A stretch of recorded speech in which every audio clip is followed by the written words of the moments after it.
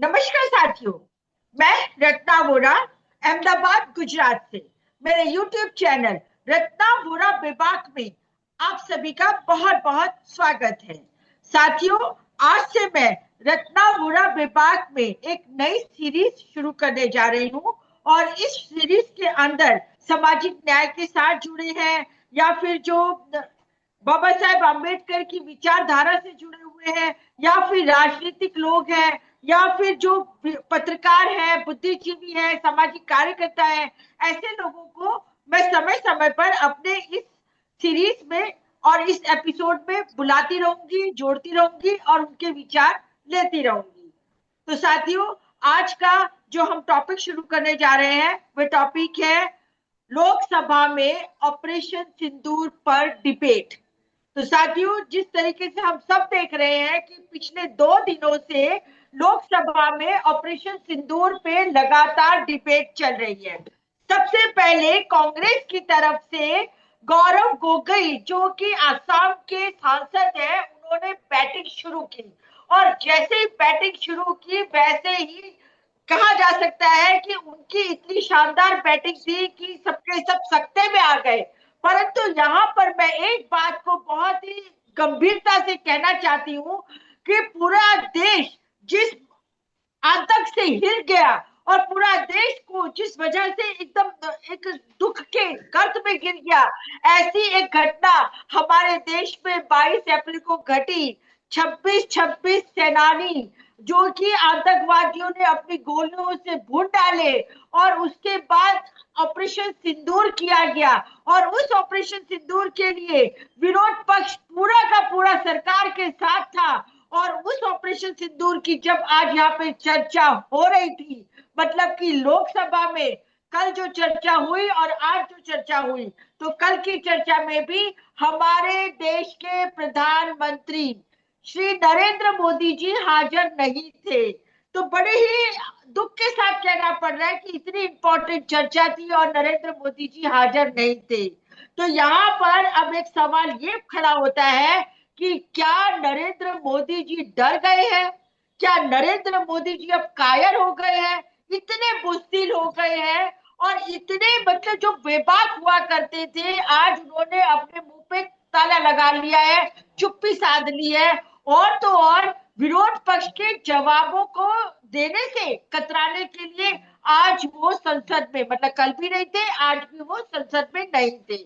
और इसी तरीके से हमारे देश के जो नेता प्रतिपक्ष है राहुल गांधी जी से क्या नरेंद्र मोदी डरने लग गए हैं, घबराने लग गए हैं कि वो राहुल गांधी को किसी भी हालत में फेस नहीं कर सकते हैं और इसी वजह से वो संसद में हाजिर नहीं रहते हैं। तो साथियों, ये एक बहुत बड़ा प्रश्न है कि जब देश के लिए, देश के सामने इतना बड़ा ऑपरेशन सिंदूर का जो मसला था उस पर डिबेट चल रही है और हमारे देश के प्रधानमंत्री नदारद है, वो हिंदुस्तान में है, दिल्ली में है, संसद में थे, परंतु संसद के पटांगण मतलब हॉल में नहीं आए। इसका रीजन तो यही हो सकता है कि शायद वो अब राहुल गांधी जी से और जो हमारे देश का विरोध पक्ष है उससे डर गए हैं, उनका सामना नहीं करना चाहते।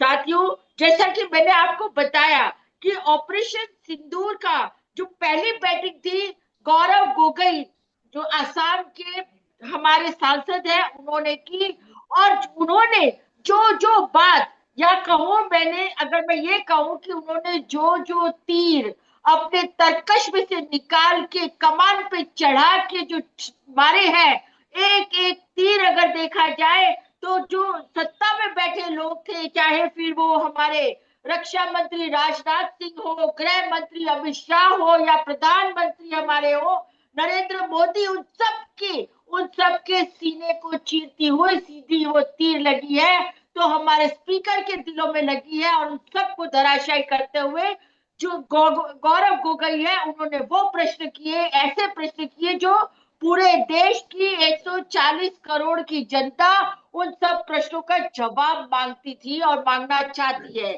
उन्हीं सब प्रश्नों को गौरव गोगोई जी ने पार्लियामेंट में किया।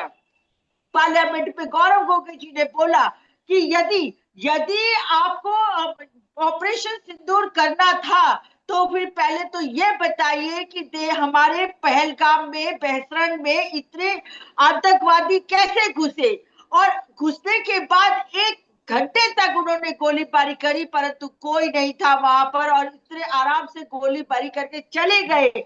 तो उसके पीछे किसका हाथ है, किसका शय है, बताइए मोदी जी, बताइए, बताइए अमित शाह, बताइए। और साथ ही हमारे देश में उन्होंने ये भी कहा कि 100 दिन पूरे हो चुके हैं और आज तक भी आतंकवादी पकड़े नहीं गए हैं। तो आखिर उसके पीछे क्या कारण है?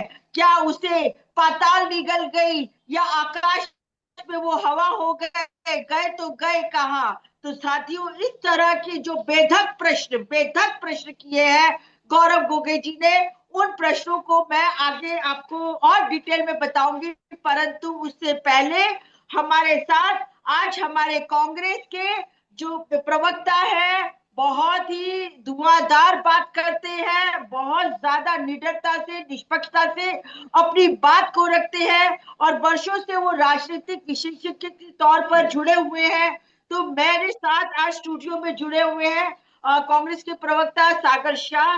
परंतु मैं सागर शाह जी को लूं उससे पहले मैं आपको ये वीडियो क्लिप दिखाना चाहती हूँ कि क्या कहा गौरव गोगोई जी ने अपने कल की भाषण में और डिबेट में। सच्चाई पहलगाम की आनी चाहिए, सच्चाई ऑपरेशन सिंदूर की आनी चाहिए, सच्चाई विदेश नीति की आनी चाहिए। और यही आज हमने सूचना का जो युद्ध की बात हम कर रहे हैं, वो आज हमने आदरणीय राजनाथ सिंह के भाषण में सुना।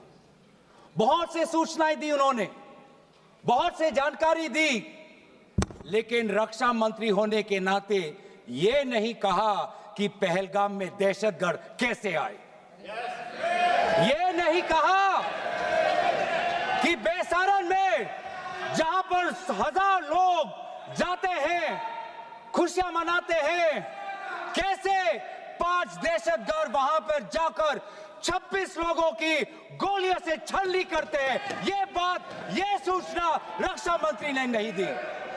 यही है सूचना का युद्ध कि इतनी जानकारी देते हैं कि कभी कभी सवाल पूछना भी भूल जाते हैं। और आज ये है हमारे विपक्ष का कर्तव्य कि हम सवाल पूछेंगे देश हित में, राष्ट्र हित में। आज देश ये जानना चाहता है कि वो 5 दहशतगर्द कैसे घुसे, और उन दहशतगर्दों का भी मकसद था। पाकिस्तान से आए हुए वो दहशतगर्दों का क्या मकसद था? उनका मकसद था कि जम्मू कश्मीर की अर्थव्यवस्था को तनाव करना, विनाश करना। उनका मकसद था कि भारत देश में एक सांप्रदायिक वातावरण का जन्म देना। उनका मकसद यह था कि भारत और पाकिस्तान का एक हाइफिनेशन होना, यह था उनका मकसद। लेकिन सर, मुझे दुख है कि आज राजनाथ सिंह जी ने सैनिकों की बात तो की, लेकिन जो हमारे भारत की जो आवाम है, जो जनता है, जो उन्होंने पाकिस्तान के दहशतगर्दों का पूरी जो मंशा है, उस पर उन्होंने पूरा नकारा। और हम एकजुट रहे, हम मुझे भारतीय होने का गर्व है। हमने देखा बेसारन में कि किस प्रकार से जम्मू और कश्मीर के लोगों ने पूरे देश भर से आए हुए जितने भी पर्यटक थे उनकी मदद की। हमने ये देखा कि किस प्रकार से देश भर के जो पर्यटक जो जम्मू कश्मीर में थे, उन्होंने अपने जम्मू कश्मीर के भाइयों को धन्यवाद दिया। हमने ये भी देखा कि कैसी एक विधवा हिमांशी नरवाल ने कहा कि मैं नहीं चाहती कि मेरे जो पति जिसको लेके आज राजनीति हो रही है, उसके शव पर देश में हिंदू मुसलमान की राजनीति हो, मैं नहीं चाहती। हम सब एकजुट होकर, राहुल गांधी जी ने एक साफ साफ कहा कि हम सरकार के साथ हैं और सरकार को पाकिस्तान को एक ठोस मजबूत कदम देना ही पड़ेगा। वे ये भी जानना चाहता है कि 100 दिन गुजर गए और वे 5 दहशतगर्दियों को यह सरकार पकड़ नहीं पाई।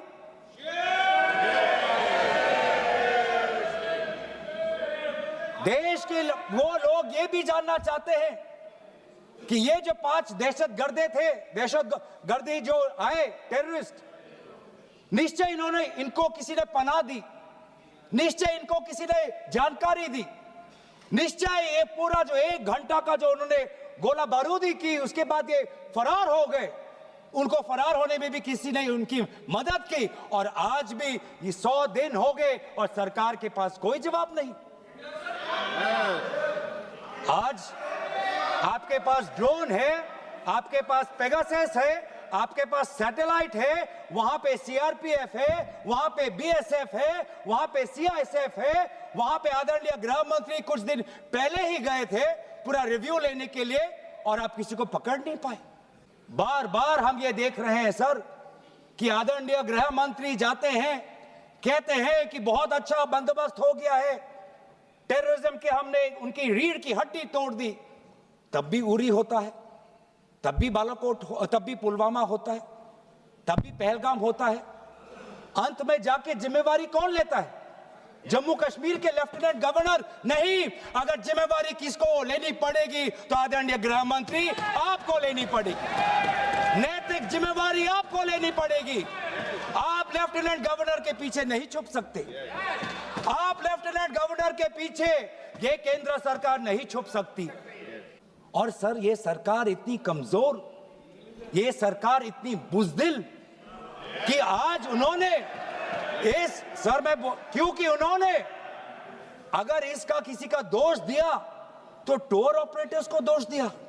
आज ये खुद कह रहे हैं कि हमारा मकसद युद्ध का नहीं था। हम पूछना चाहते क्यों नहीं था, होना चाहिए था।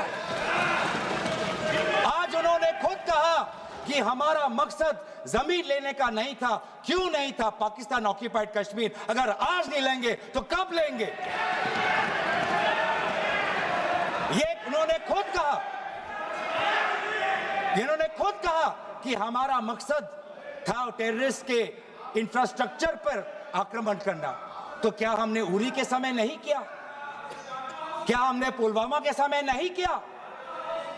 लेकिन उसके पश्चात भी पाकिस्तान का इतना साहस कि आज उन्होंने पहलगाम में जो पिछले 20 वर्षों में हमारे भारतीय नागरिकों पर सबसे दर्दनाक अगर हमला हुआ है तो आपके समय पे हुआ है। आपके समय में उरी हुआ, आपके समय में पुलवामा हुआ, और आपके समय में आज पहलगाम हुआ रहा। तो देखा आपने ये वीडियो। अब इस वीडियो के बाद मैं अपने जो स्टूडियो में हमारे साथी हैं सागर शाह, उनको इनवाइट करती हूँ। आप इस बात पे टिप्पणी कीजिए, और उसके बाद प्रियंका गांधी जी का भी भाषण हम कुछ लेंगे यहाँ पर वो हम बाद में चर्चा करेंगे। पहले आप कल के डिबेट की चर्चा में अपनी टिप्पणी दीजिए। जी सागर भाई। सबसे पहले तो धन्यवाद मुझे इस मौके पर और आपकी इस नई श्रेणी में पहले ही एपिसोड में इनवाइट करने के लिए आपका बहुत बहुत धन्यवाद। देखिए, बहुत बहुत शर्म आ रही है भारत के एक नागरिक होते हुए अपनी आजादी के बाद के 75 साल की राजनीति में ये पहले ऐसे प्रधानमंत्री हैं जो संसद से, अपनी खुद की बनाई हुई संसद से भाग रहे हैं। वो प्रतिपक्ष नेता श्री राहुल गांधी से इतना डरते हैं कि उनके सामने खड़े नहीं रह सकते हैं। उन्हें इतना डर लगता है कि अगर प्रतिपक्ष नेता राहुल गांधी ने कोई भाषण भी दे दिया तो नरेंद्र मोदी की जो आज की इमेज है उसमें कोई बड़ा डेंट पड़ जाएगा। वो डरते हैं क्योंकि राहुल गांधी को पूरा देश इतना पसंद करता है कि देखिए, उस डर की वजह से जब भी राहुल गांधी खड़े होते हैं, ये टेलीविजन, जो संसद का टेलीविजन मीडिया है, वो उन्हें दिखाता नहीं। अब देखिए क्यों नहीं दिखाता है उनका चेहरा, क्योंकि अगर राहुल गांधी का लेक्चर देश को दिख गया, देश की जनता को दिख गया, तो हो सकता है कि देश की जनता राहुल गांधी को अपना प्रधानमंत्री घोषित ना कर दे। ये डर आज के देश के प्रधानमंत्री के चेहरे पर, जहन में बिल्कुल बैठ चुका है। इसीलिए आज की संसद में राहुल गांधी जब भी बोलने के लिए उठते हैं, उन्हें दिखाया नहीं जाता है। तो ये प्रतिपक्ष नेता का अपमान और संसद में कैसे पक्षपात किया जाता है, ये सबसे बड़ा उदाहरण है। डिबेट की शुरुआत में मैं आज के प्रधानमंत्री की थोड़ी 2-3 मिनट की भूमिका बांधना चाहता हूं कि क्या किया है इन्होंने। देखिए, जब आतंकवादी हमला हुआ और 26 लोगों को जब जाति नहीं धर्म पूछकर मारा गया, सबसे पहले गोदी मीडिया ने इस मुद्दे को इतना फैलाया पूरे देश में। उनका ये इरादा था कि इस देश के लोगों में पाकिस्तान के खिलाफ ऐसी नफरत पैदा हो जाए कि भारत और पाकिस्तान का युद्ध हो, हम बदला ले। उससे पहले भारत के अंदर ही भारत के हिंदू और मुसलमानों के बीच एक संघर्ष खड़ा हो जाए। यह प्रयत्न इस देश की गोदी मीडिया ने इतने बड़े आतंकवादी हमले के बाद किया है, यह देश जानता है। दोनों पक्षों की, मतलब विपक्ष की 28 पार्टियों की और सत्तारूढ़ पार्टी की एक संयुक्त बैठक होनी चाहिए, लेकिन वो नहीं बुलाई गई। देश के प्रधानमंत्री नहीं आए। सीज फायर होने के बाद भी विपक्ष ने कहा कि ऑल पार्टी मीटिंग बुलाइए, आज तक नहीं बुलाई गई।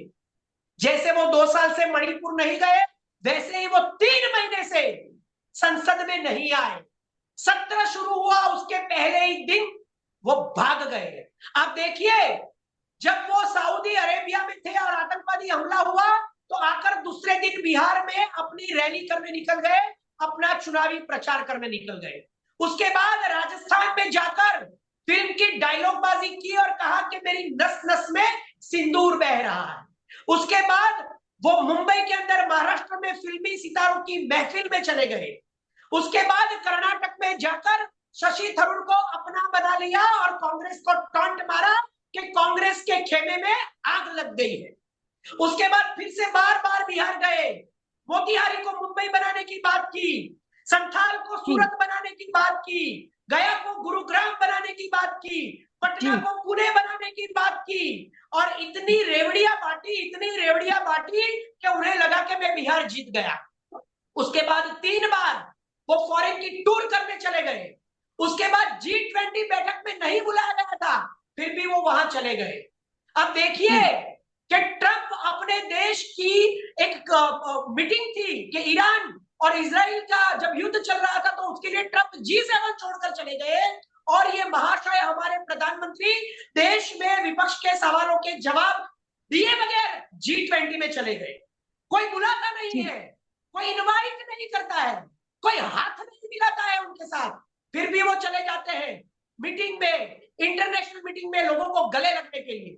इतनी बेइज्जती हमारे आज के देश के प्रधानमंत्री क्यों कर रहे हैं और संसद से क्यों भाग रहे हैं? और जब वो आज भारत में थे और शुरुआत होने वाली थी डिबेट की, वो भवन में थे, फिर भी सदन में नहीं गए।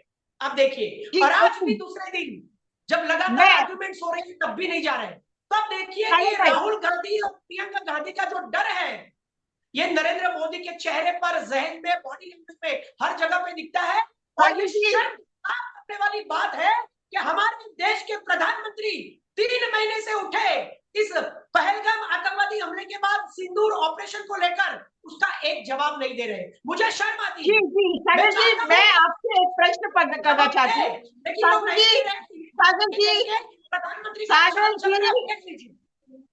सागर जी, मेरा आपसे एक प्रश्न है कि पिछले 11 सालों में हमने आज तक नरेंद्र मोदी जी को कभी भी इतना हताश, इतना निराश, इतना चुपचाप, इतना घबराया हुआ नहीं देखा जितना कि ये ऑपरेशन सिंदूर के बाद ये डिबेट में देखा गया। और साथ ही गौरव गोगोई जी ने एक और बात कही थी, उन्होंने ये कहा था कि अगर पाकिस्तान ने घुटने टेक दिए हैं तो हमने युद्ध क्यों रुकवा दिया।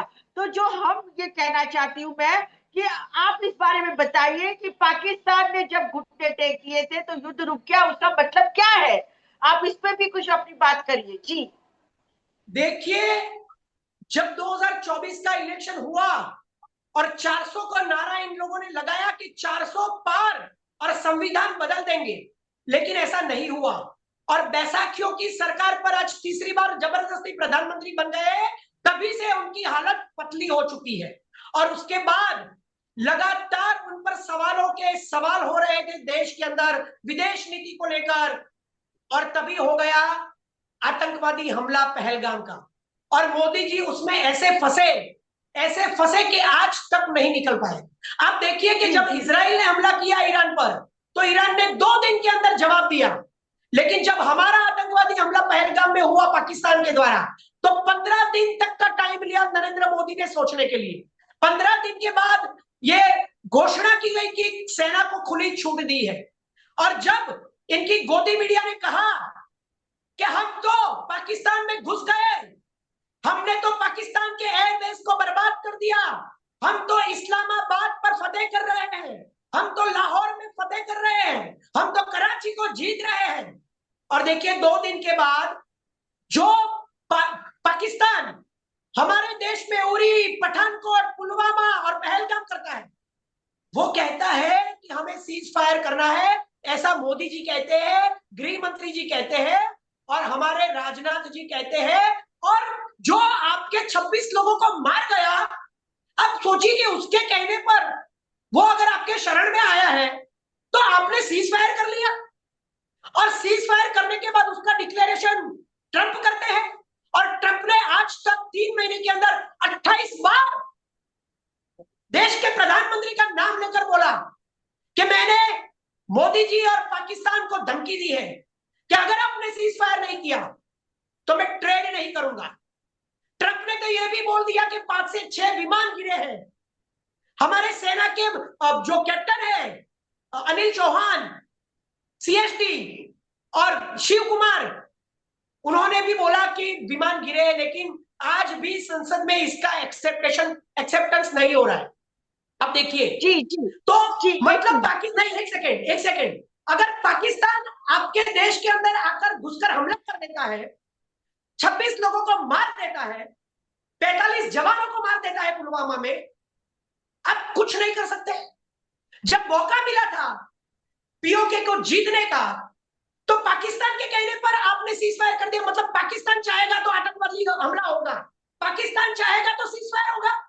तो 140 करोड़ के प्रधानमंत्री, इतने बड़े देश के प्रधानमंत्री, विश्वगुरु, नॉन बायोलॉजिकल अवतारों के अवतार, आप पाकिस्तान के कहने पर क्यों काम करते हैं भाई?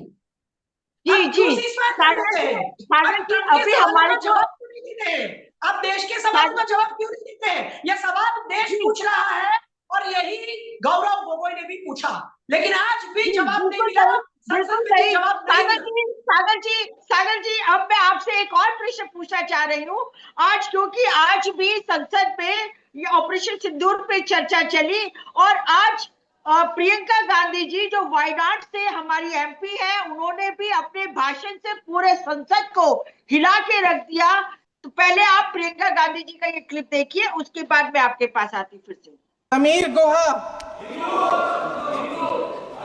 भारतीय, बिट्टन अधिकारी, मनीष रंजन, हेमंत सुहास जोशी, विनय नारवाल, सुशील नथनियल, अतुल श्रीकांत मोने, सैयद आदिल हुसैन शाह, माननीय मंत्री रामचंद्रन, संजय लक्ष्मण लेले, माननीय प्लीज, दिनेश अग्रवाल, दिलीप दिल से, प्रशांत कुमार सतपति, JS चंद्रमौली,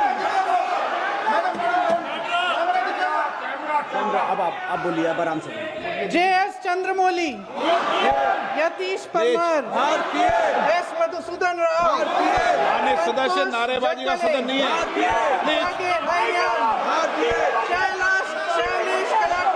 ये तरीका ठीक नहीं है आपका। मंजुनाथ राव, कौस्तभ गणबोते, शुभम द्विवेदी, जय हिंद। राजनाथ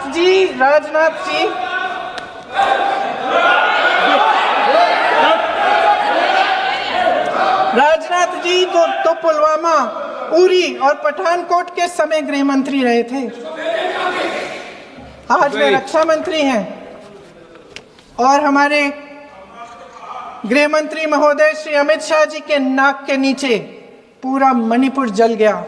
दिल्ली में दंगे हुए, पहलगाम में हमला हुआ और आज भी वे उसी पद पर बैठे हैं। क्यों? ऑपरेशन सिंदूर जब शुरू हुआ, हम सब ने समर्थन किया, सब एकजुट होकर खड़े हो गए इस देश के लिए। दोबारा होगा, दोबारा खड़े हो जाएंगे। अगर हमारे देश पे हमला होता है तो यहाँ इस सदन में किसी भी पार्टी का हो, कोई भी हो, सब आपका समर्थन करेंगे। और हमें अपनी सेना पर गर्व है कि उन्होंने इस बार भी दृढ़ता से लड़ाई लड़ी, धैर्य से लड़ाई लड़ी, वीरता से लड़ाई लड़ी। लेकिन इस ऑपरेशन का सिंदूर का क्रेडिट, उसका श्रेय तो हमारे प्रधानमंत्री जी चाहते हैं। सही भी है, ठीक है, सही है, श्रेय ले, श्रेय ले। ओलंपिक्स में हमारा मेडल आता है, उसका भी श्रेय लेते हैं, ले। लेकिन सिर्फ श्रेय लेने से नहीं होता नेतृत्व, जिम्मेदारी भी लेनी पड़ती है।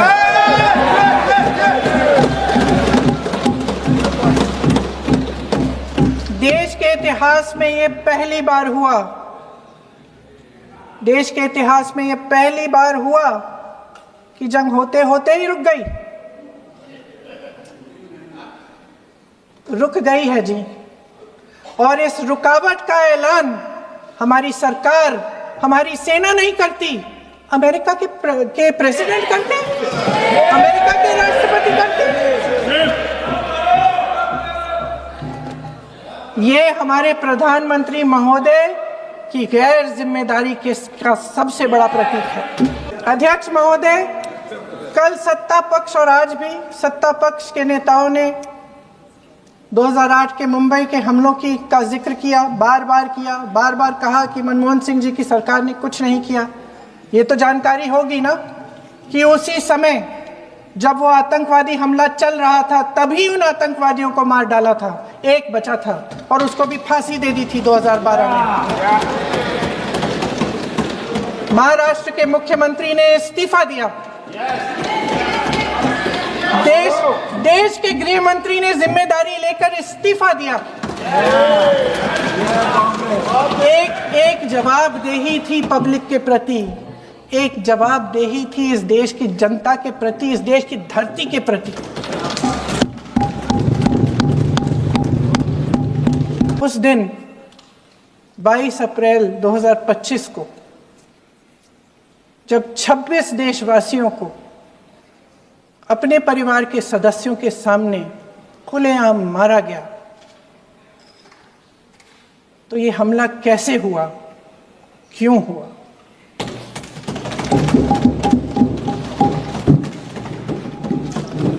अध्यक्ष महोदय, ये लोग बैसारन वैली में, पहलगाम के पास कश्मीर में क्या कर रहे थे? तो साथियों, देखा आपने किस तरीके से आज प्रियंका गांधी ने भी अपनी बात को नपे तुले शब्दों पे, परंतु बहुत ही सधे शब्दों में एक एक करके निशाना करते हुए उन्होंने अपनी बात को रखी और उन्होंने किस तरीके से भारतीयता को प्राधान्यता दी। जबकि दूसरी ओर जो अमित शाह थे, अमित शाह बार बार इसको हिंदू मुस्लिम का एंगल देने की कोशिश कर रहे थे, जबकि प्रियंका गांधी जी ने बताया कि मरने वाले सब भारतीय थे, भारत के ही थे, और जो हमला हुआ वो हमलावर आप लोगों की वजह से हुआ। इस तरीके से प्रियंका गांधी जी ने बताया और प्रियंका गांधी जी ने बताया कि किसकी जिम्मेदारी थी, इनको बचाने की किसकी जिम्मेदारी थी। साथ ही प्रियंका गांधी जी ने शुभन की पत्नी का जब वो उन्होंने पढ़ा, उनका जो स्टेटमेंट था, उनकी जो 2-4 लाइनें थी पढ़ी, तो पूरा संसद अपने आप में नम हो गया और दुखी हो गया। भले वो लोग सत्ता में बैठे हैं, परंतु है तो वह भी इंसान ही। अगर किसी के भी घर का कोई भी सदस्य इस तरीके से खुलेआम सब लोगों के बीच में मारा जाता है तो कितना दुख होता है। प्रियंका जी ने बताया कि किस तरीके से 1 घंटे तक गोलीबारी चलती रही, परंतु एक जवान सेना का एक जवान, सुरक्षा का एक जवान भी नहीं आया और उनको कोई तरह से मदद नहीं मिली। तो आज आपने देखा कि प्रियंका गांधी जी ने भी अपनी बात को बहुत दमदार तरीके से संसद में रखी, परंतु यहाँ पे भी नोट करने वाली बात है कि जब प्रियंका जी बोल रही थी तो हमारे देश के रक्षा मंत्री नदारद थे। जब प्रियंका गांधी बोल रही थी तो हमारे देश के गृह मंत्री अमित शाह, अपने आप को चाणक्य कहते हैं, वो नदारद थे। जब प्रियंका गांधी जी बोल रही थी तो हमारे देश के प्रधानमंत्री, जो हमेशा ये कहते हैं अरे मैं अकेला सब पे भारी, अपने आप को विश्व गुरु कहलाते हैं, वो भी नदारद थे, गायब थे, भाग गए थे। मतलब अब तो ये लगता है कि ये दो भाई बहन की जोड़ी से पूरा का पूरा भारतीय जनता पार्टी, उनका पूरा कैबिनेट, उनका सभी तंत्र और मंत्र, सभी लोग घबराते हैं, क्योंकि जब भी ये लोग आते हैं और अपनी बात रखते हैं और तब यहाँ पर सत्ता पक्ष के जो मुख्य लोग हैं वो अपनी जगह से भाग जाते हैं। तो ये भगेड़ू लोग हैं, कायर लोग हैं, बुस्सी लोग हैं और ये सामना नहीं कर सकते, सच्चाई का सामना नहीं कर सकते, क्योंकि ये झूठे लोग हैं, ये मक्कार लोग हैं और इन्होंने देश को सिर्फ हिंदू मुस्लिम की राजनीति करके ही अपने वोट को बांट के रखा हुआ है। तो आज जिस तरीके से प्रियंका गांधी ने अपनी बात रखी, मैंने अभी आपने देखा वीडियो में किस तरीके से वो बता रही थी अपनी बात को। आज उन्हीं की बात को अब आगे और चर्चा करते हुए मेरे साथ सागर जी जुड़े ही हुए हैं। उनसे मैं कहना चाहूंगी कि अब आप प्रियंका गांधी ने जो अपना बात कही उसके ऊपर अपनी विशेष टिप्पणी दीजिए, विश्लेषण कीजिए। जी सागर जी। देखिए, प्रियंका जी की जो टिप्पणी थी उसके पहले उसके ऊपर आने से पहले मैं कल की जो थोड़ी सी बात है, मैंने प्रधानमंत्री के बारे में तो सब कुछ बोल दिया, लेकिन जब कल प्रधानमंत्री संसद में हाजिर नहीं थे तो आपने देखा कि राजनाथ की बॉडी लैंग्वेज कैसी थी। जो हमारे रक्षा मंत्री है, आप सोचिए कि वो ऐसे ठहाके ले लेकर हंस रहे थे सारे लोग। ऐसा लग रहा था कि 26 लोगों की जो जान गई है, जो आतंकवादी हमला हुआ है, उसके बाद जो हमें सीज फायर करना पड़ा पाकिस्तान के कहने पर, और जिसका डिक्लेरेशन ट्रंप ने किया है, ऐसी जब स्थिति है हमारे देश की, पूरे विश्व के अंदर जब हम पर लोग हंस रहे हैं, तब ये लोग संसद में जवाब दे रहे हैं तो डिबेटबाजी कर रहे हैं। ऐसा लग रहा है कि फिल्मी डायलॉग बोल रहे हैं। और राजनाथ जी के एक एक डायलॉग पर, एक एक लाइन पर भारतीय जनता पार्टी के नेता ठहाके ले रहे हैं, हंस रहे हैं। देश के गृह मंत्री अपने सर पे ऐसे हाथ रख के विलन की तरह अपनी बॉडी लैंग्वेज दिखाते हैं। शर्म नहीं आती है? 26 लोग मर गए, सीज फायर के बाद भी उन लोगों ने तुम पर वहां पर पुंछ में हमला किया, वहां पर भी 17 लोग मर गए। इस मुठभेड़ के अंदर, इस स्ट्राइक के अंदर करीबन 50 लोग भारत के मर गए। आपको शर्म नहीं आती है? आप संसद में बैठकर जब जवाब देते हैं तो आप तालियां बजाते हैं, आप हंसते हैं, आप ठहाके लेकर हंसते हैं। इतने सीरियस मुद्दे पर ऐसा बोलते हैं कि हमने विपक्ष को धराशायी कर दिया, हमने विपक्ष के सवाल पर ऐसा जबरदस्त जवाब दिया, हमने तो ऐसे डायलॉग बाजी की। ये क्या फिल्म है? संसद क्या फिल्म का थिएटर बना दिया है तुम लोगों ने? क्या ये बिग बॉस चल रहा है क्या है? और अब आते हैं हम प्रियंका जी की टिप्पणी पर। प्रियंका जी ने खुलकर बताया कि मेरे पिताजी के चिथड़े चिथड़े उड़े हैं, मेरे पिताजी शहीद हुए हैं, मेरी जो देश की प्रधानमंत्री इंदिरा गांधी थी उनके ऊपर 30-30 गोलियां लगी हैं। हमें पता है कि घर के लोग जब मर जाते हैं, जब देश के लिए शहीद हो जाते हैं और वो भी उनकी शरीर हमें नहीं मिलते, चिथड़े चिथड़े उड़ जाते हैं, तब क्या होता है उसका दुख मुझे पता है। मोदी जी, आपने तो बचपन में अपना घर छोड़ दिया। मोदी जी, भरी जवानी में आपने अपनी पत्नी को छोड़ दिया। मोदी जी, करण थापर जैसे इंटरव्यू लेने वाले पत्रकारों के इंटरव्यू छोड़कर आप भाग गए हैं। मोदी जी, पंजाब में चंद किसानों को अपने आसपास देखकर आप भाग गए थे। मोदी जी, आपने किसानों के 3 काले कानून पर माफी मांगी। मोदी जी, आप जहां जाते हैं वहां से भाग जाते हैं। मोदी जी, आपने सीज फायर कर लिया पाकिस्तान के सामने, आपने आज तक चाइना को लाल आंख नहीं दिखाई। मोदी जी, 2 साल से आप मणिपुर से भाग रहे हैं और मोदी जी आज आप संसद में भी भाग रहे हैं। 3 महीने से आपकी बनाई हुई संसद में आपको एंट्री लेने से, राहुल गांधी को देखने से इतना डर लगता है, तो आप प्रियंका गांधी के सामने भी नहीं आए, राजनाथ भी नहीं आए, एनएसए भी नहीं आए, गृह मंत्री भी नहीं आए। इतने बड़े बड़े तुम विश्वगुरु, इतने बड़े बड़े तुम मर्द, एक वायनाड की कांग्रेस की एक विधायक से अब डर जाते हैं, इनके सवालों का आप जवाब नहीं दे पाते हैं। प्रियंका गांधी ने सही कहा, आप जिम्मेदारी तो लीजिए। आप श्रेय लेते हैं ना ऑपरेशन सिंदूर का, आप श्रेय लेते हैं ना कि हमारी स्ट्राइक सफल हुई, आप श्रेय लेते हैं ना विकास का, तो जिम्मेदारी तो लीजिए मोदी जी, संसद में तो आइए। ये जवाब तो आपको देना चाहिए मोदी जी। जब 1965 में युद्ध हुआ था भारत पाकिस्तान का, सशस्त्र युद्ध हुआ था सीमा के विवाद को लेकर, तब भी विपक्ष ने शास्त्री जी को घेरा था और शास्त्री जी बकायदा आए थे और विपक्ष ने उनकी बदनामी की थी विदेश नीति को लेकर भी और उन्हें कमजोर प्रधानमंत्री कहा था, लेकिन शास्त्री जी ने हर सवालों के जवाब दिए थे और पाकिस्तान का जो इरादा था उस युद्ध के अंदर। सागर जी, हमारे पास समय की कमी है।